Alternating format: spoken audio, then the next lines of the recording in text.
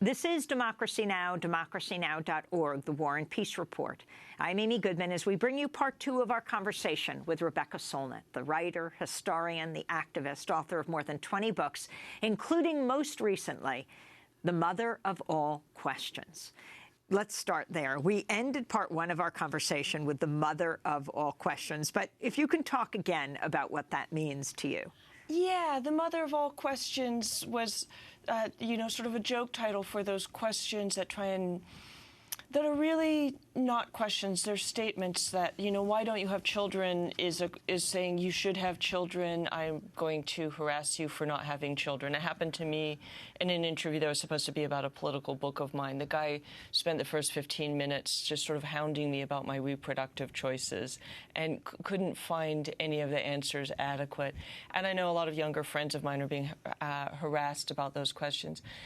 It's the kind of questions that attempt to reduce women to breeding units, to assume that reproductive activity and personal life is public business, as women's bodies often and even usually are. It's part of the larger idea that there's a one-size-fits-all recipe for happiness we should all conform to, despite the fact we know lots of people who have conformed to it and aren't happy. And, it's a kind of punitive, normalizing force against which I think we can raise subtler questions about the nature of happiness, or maybe question the idea that happiness is what we're here for. Maybe we're here for meaning and purpose and, other things. And somewhere in that essay I say, there are so many other things to love. And I know the way you love your work and you're passionate about democracy and social justice, et cetera. There's a lot of other kinds of love that we don't talk nearly enough about. I've been trying really hard to talk about for 20 years. I want to turn to chapter 3 of your book, Silence, the Cages. Talk about the silencing of people, good silence, bad silence, what quiet means. Yeah, this is a big essay. That's the big new part of the book. Many of the other essays have been published in The Guardian and Harper's. And I really set out thinking I was going to write about how women are silenced. And there are innumerable ways. And with silence really standing in for powerlessness. Because to have a voice, which means not just being able to utter words, but to have them respected when you say no, which is what the campus consent laws are about, to have a voice in the fate of your body, which is what reproductive rights mean, to have a voice in a society, which is what voting rights mean, are all things that we're still struggling for in different ways. And, but I realized as I wrote it that we needed to talk about how men are silenced as well, that there's a kind of reciprocity of silences in conventional gender roles, which both men and women have revolted against, but, in a revolution still underway. And I distinguish silence from quiet for the sake of this essay, because we have so many blurry overlapping words in English. And quiet is the choice to be in tranquility, to withdraw, maybe to look inward. Silence I wanted to use for that lack of voice enforced from outside. You also talk about the issue of sexual assault and sexual violence, from Roger Ailes to Bill Cosby. Now you have a self-confessed sexual assaulter as the President of the United States. You have women who have made charges against him, who have described who have alleged what he did to them. He said he would sue them right after the election. He has not. He himself, in a videotape so many people heard, talked about not being able to help himself as he went after women, just grabbing them. What does this mean to you?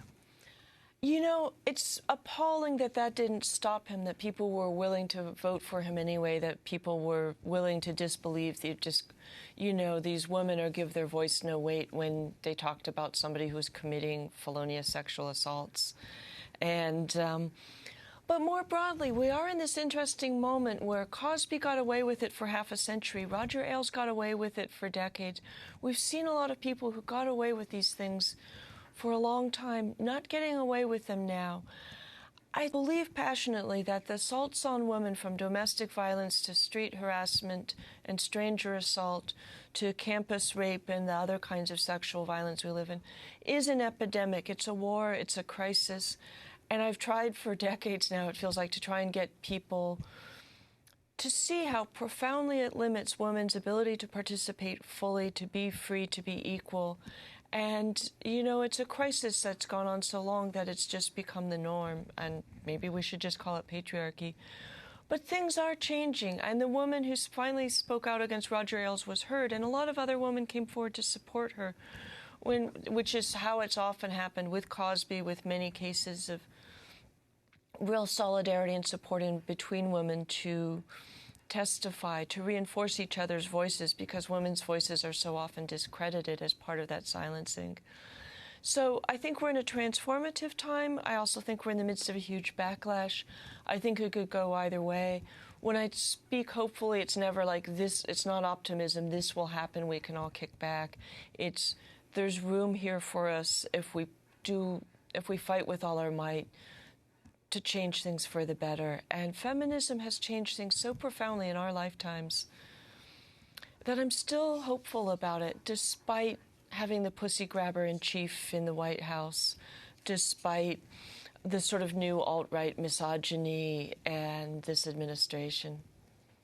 You helped popularize the word mansplaining. What does that mean to you? Yeah, I wrote an essay in 2008 called Men Explain Things to Me, and some anonymous blogger, who I still wish would come forward, coined the word mansplaining the next week, which now is in 34 languages. It's in the Oxford English Dictionary.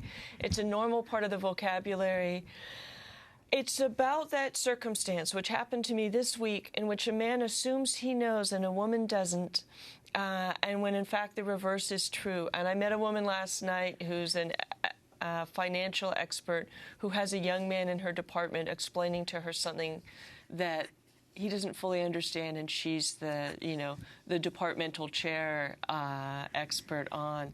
So it's the assumption that knowledge is somehow inherent in the male condition, ignorance in the female condition, that kind of patronizing, bullying, taking up too much room in the conversation, and the example that I used in that essay, which has had quite a life, the first example I used, there are many, is a man telling me about the very important book I should know about that turned out to be a book I wrote. But he wouldn't slow down long enough to hear my friend Sally keep saying, that's her book.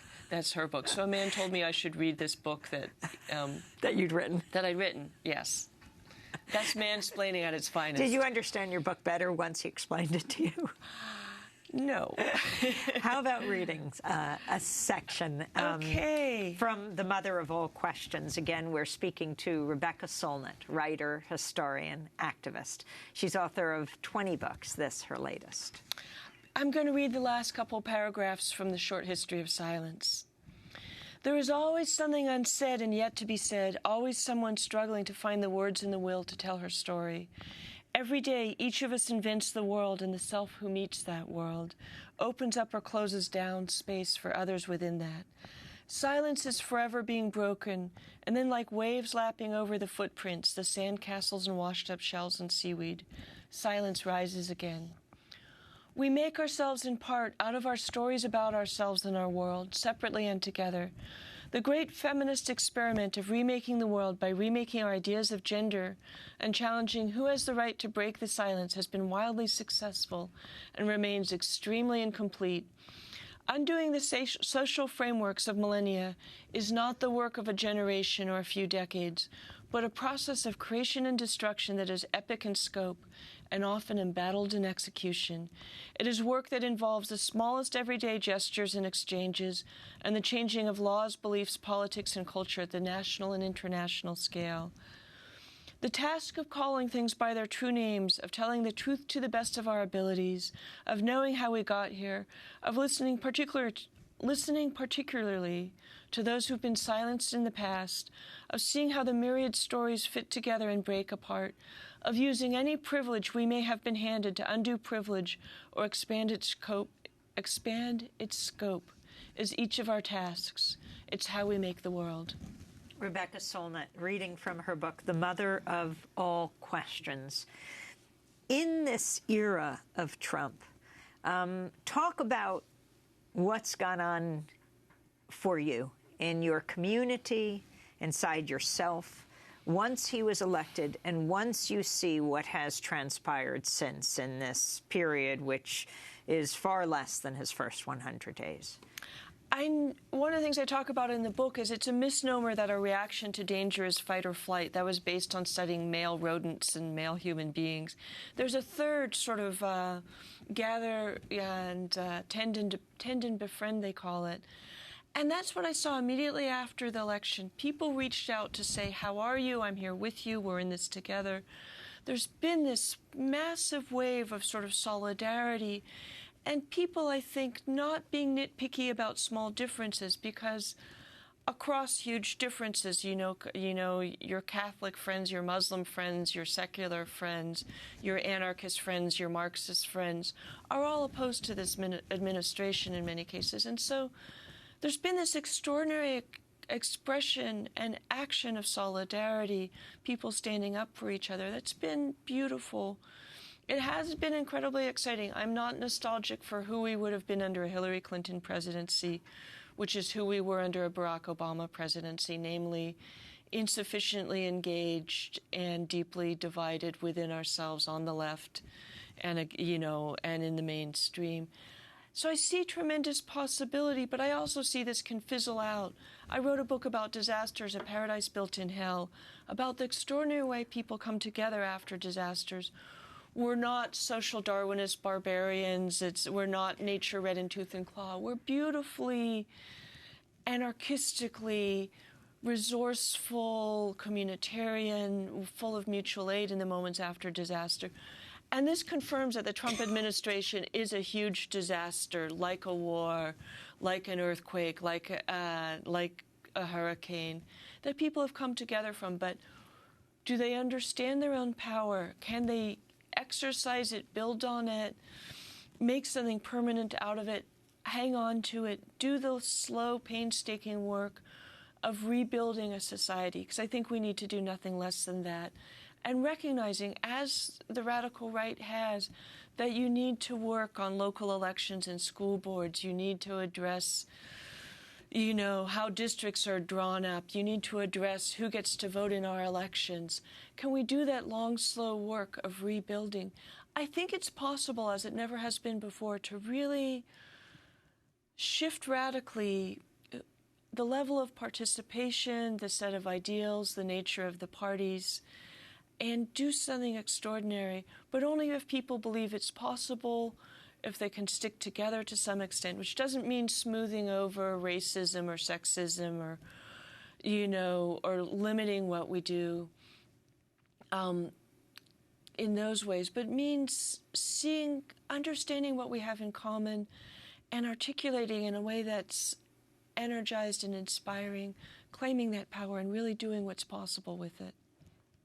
So that's what I'm hoping for. And every day we see horrible and disgusting things coming from this administration, but they're chaotic, they're weak, they don't know how to govern, and the chaos and disarray, I think, is full of possibility for us. I think that it's not a given, but there's real possibilities of just taking them apart and watching them collapse. Rebecca Solnit, I want to thank you for spending this time with us. Writer, historian, activist, author of 20 books, most recently, The Mother of All Questions. She is a columnist at Harper's as well. Her most recent piece we'll link to at The Guardian, titled Protest and Persist, Why Giving Up Hope is Not an Option. This is Democracy Now! To see part one of our interview with Rebecca Solnit, go to democracynow.org. I'm Amy Goodman. Thanks for joining us.